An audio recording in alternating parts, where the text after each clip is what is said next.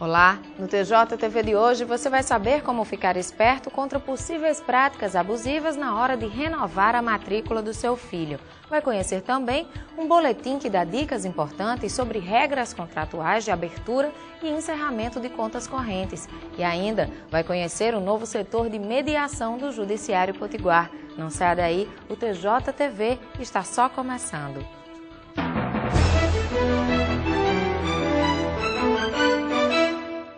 Estamos na época de renovação das matrículas escolares e os pais de alunos devem ficar atentos quanto a possíveis práticas abusivas por parte das instituições de ensino. A primeira delas diz respeito ao percentual de aumento da anuidade ou semestralidade. A Lei 9.870 de 1999, que regulamenta o valor das mensalidades escolares, diz em seu artigo 1º que o aumento somente pode acontecer uma vez por ano, no ato da matrícula. Dessa forma, os pais dos alunos já se preparam para o reajuste de praxe a cada início de ano. Segundo o presidente do Sindicato dos Estabelecimentos de Ensino Particular do Rio Grande do Norte, Alexandre Marinho, o percentual de elevação não tem ultrapassado os 10%. Um aumento, segundo ele, necessário para a manutenção das escolas e permanência do padrão de qualidade. As escolas elas não cobram igual. Ou seja, de acordo com a planilha, de acordo com os custos, de acordo com o que paga o professor, de acordo com o investimento. Então, cada planilha determina o índice a ser cobrado pelas escolas. De acordo com Alexandre, o reajuste das escolas particulares não segue um mesmo padrão. Esse aumento, segundo ele, depende do tamanho da estrutura da instituição de ensino, do valor dos salários dos professores e funcionários e da manutenção dos insumos educacionais. 70% das despesas das escolas, de acordo com ele, são direcionados ao pagamento da folha de pessoal. O peso maior da escola é a folha de pagamento e os encargos. E o grande problema da escola é que ela tem que divulgar esses valores até 45 dias antes das matrículas. E ela tem que prever o reajuste dos professores, que é em março. Então, é uma coisa difícil de se fazer. Se nós soubéssemos qual seria o reajuste de março, talvez até esses valores seriam menos. Mas a escola fica numa situação que, depois de divulgada, ela não pode mexer. Ou seja qual for o reajuste dado em março, a mensalidade permanece a mesma. O coordenador do PROCON estadual explicou que ainda aguarda uma portaria do governo federal que discipline os reajustes das escolas particulares.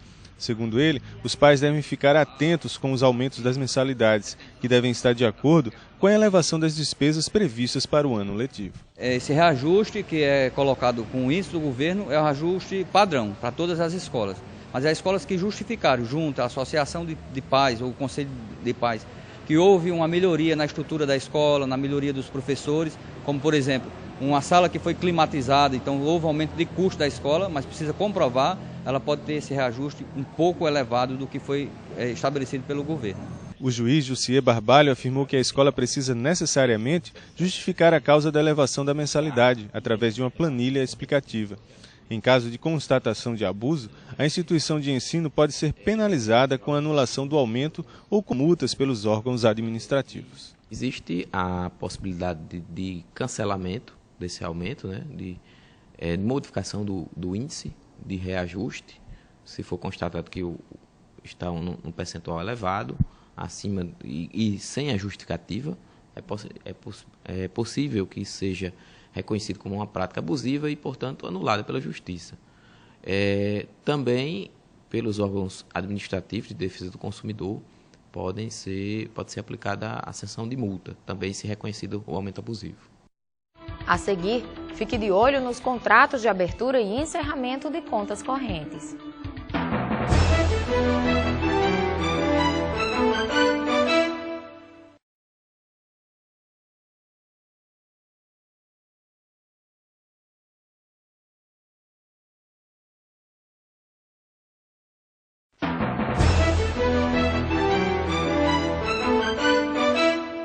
A Secretaria Nacional do Consumidor publicou recentemente a 5ª edição do Boletim Consumo e Finanças. Entre outras coisas, o boletim orienta os consumidores sobre as regras contratuais de abertura e encerramento de contas correntes. São orientações importantes para evitar aborrecimentos futuros. Veja só.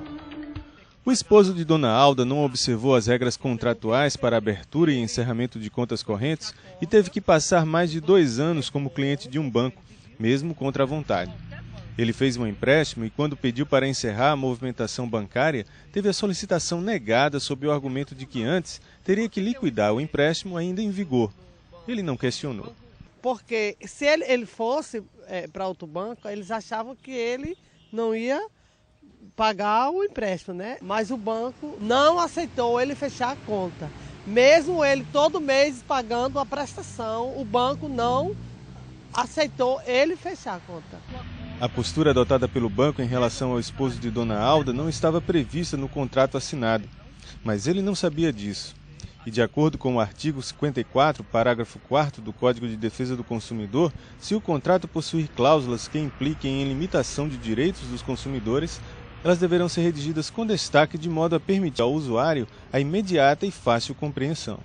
Segundo a aposentada, não foi o que ocorreu no caso do seu marido, que acabou tendo que arcar com taxas e encargos por mais de 2 anos sem necessidade. Aí quando ele terminou de pagar o empréstimo, que não devia mais, então ele foi lá e pediu para fechar. E eles não fizeram nenhuma objeção. Fechou na hora e foi para outro banco. O contrato de abertura de conta corrente deve conter informações claras sobre o saldo exigido para a manutenção da conta, regras para a inclusão do nome do depositante no cadastro de cheques sem fundos, procedimentos para o encerramento de conta, entre outros. De acordo com o coordenador-geral do PROCON no Rio Grande do Norte, Araquém Farias, o pedido de encerramento de conta deve ser aceito pelo banco, mesmo quando o cliente tiver cheques sustados, revogados ou cancelados, ou até mesmo se tiver um empréstimo em vigor. O banco não pode impor condições ou coagir ao consumidor a pagar um débito que ele tenha para poder fechar a sua conta. Ele tem que exigir o fechamento da sua conta e a agência bancária que procure os meios legais para cobrar a esse consumidor. Ele não pode ficar impedido de fechar a sua conta e sendo feito cobranças mensais em cima daqueles valores, né, que o consumidor não tem a obrigação de pagar no momento do fechamento. Então, sim, a agência tem a obrigação de encerrar aquela conta ou aquele serviço, ou seu cartão de crédito, na hora que ele fizer a solicitação. A juíza Sulamita Pacheco alerta os consumidores a ficarem atentos quando assinarem os contratos, para identificar possíveis abusos por parte das instituições financeiras. Todas as cláusulas que limitem os direitos do consumidor, elas têm que estar claras, em letras garrafais, de forma que se o consumidor ler e não entender, não assine. Procure uma pessoa que possa dar alguma explicação e se porventura a explicação for dada de maneira errada e não tiver claro, aí sim deve procurar o judiciário para que se interprete ali se houve ou não burla ao direito do consumidor. O que não significa que as obrigações do consumidor serão perdoadas. Havendo inadimplência, o banco deve e pode cobrar ao consumidor que pague, que quite suas contas. Jamais evitar fechamento de conta. Ele não pode obrigar o consumidor a se manter cliente do banco em razão de uma inadimplência. Então, havendo inadimplência, o consumidor pode requerer o fechamento da conta. A conta deve ser fechada e o banco, então, buscar a cobrança pelas vias ordinárias, judicialmente ou administrativamente. Mas não pode usar isso como uma forma de obrigar o consumidor a pagar a sua dívida.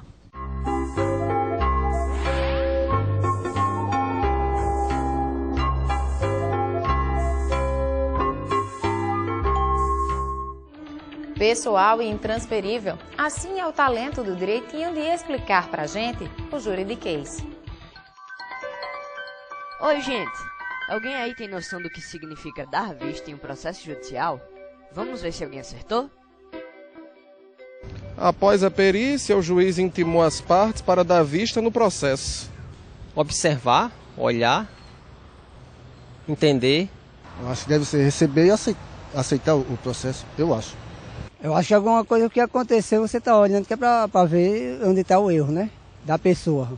O meu entender que está fazendo para dar o entender o que significa do processo, né? Se ele faz após uma perícia, ele automaticamente já julgou o caso, né? Pessoal, o juiz corregedor Bruno Lacerda me explicou que dar vista é o mesmo que deixar examinar. Por exemplo, quando uma pessoa envolvida numa ação judicial pede para analisar algo que está contido no processo, ou quando o juiz quer dar reconhecimento a uma das partes sobre algum fato novo. Deu para entender, pessoal? Então até o próximo Juridiquês. Tchau! No próximo bloco, o Núcleo de Conciliação do Tribunal de Justiça Potiguar divulga os números da Semana de Conciliação no Estado e inaugura a primeira unidade de mediação em Natal.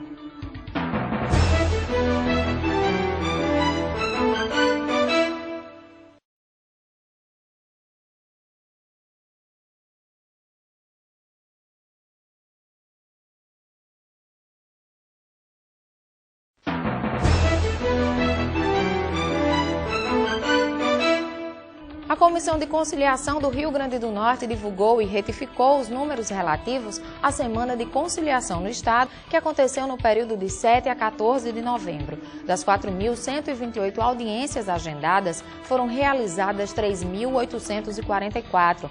Destas, houve conciliação em 1.892, ou seja, foram realizados acordos em praticamente 50% das audiências. Nestas ações, foi negociado um montante de R$ 4.445.302,23.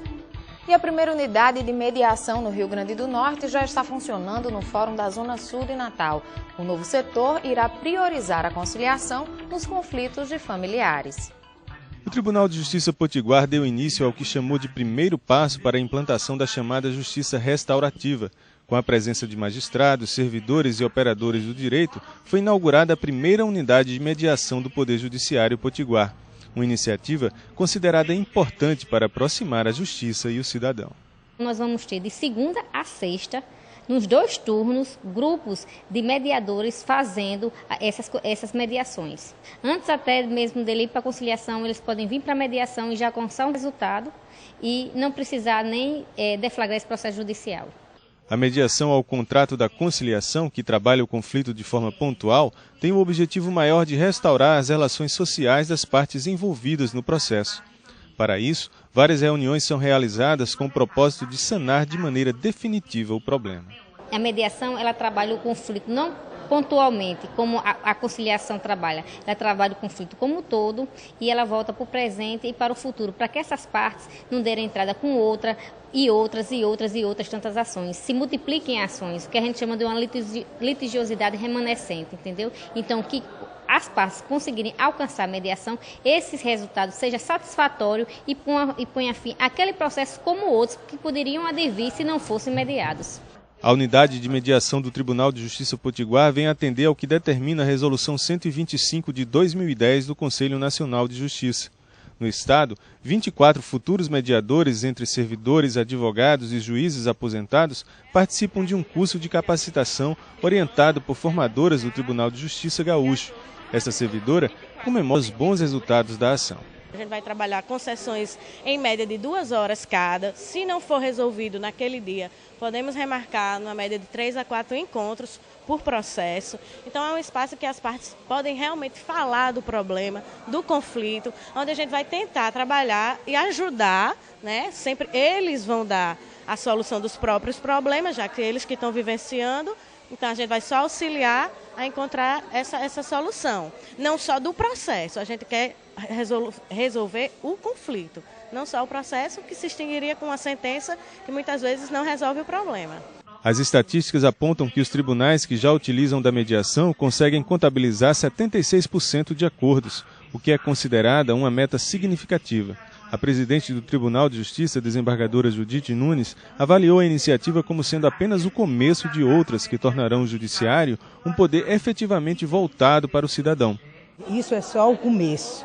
Agora, como tudo na vida, foi dado o primeiro passo. Tem um caminho a percorrer. E hoje ficamos ainda mais felizes sabendo que, em ensejo da nova administração, continuar esse trabalho hoje iniciado. Um médico humanitário preocupado com o bem-estar social é o nosso personagem de hoje no quadro Atitude Cidadã.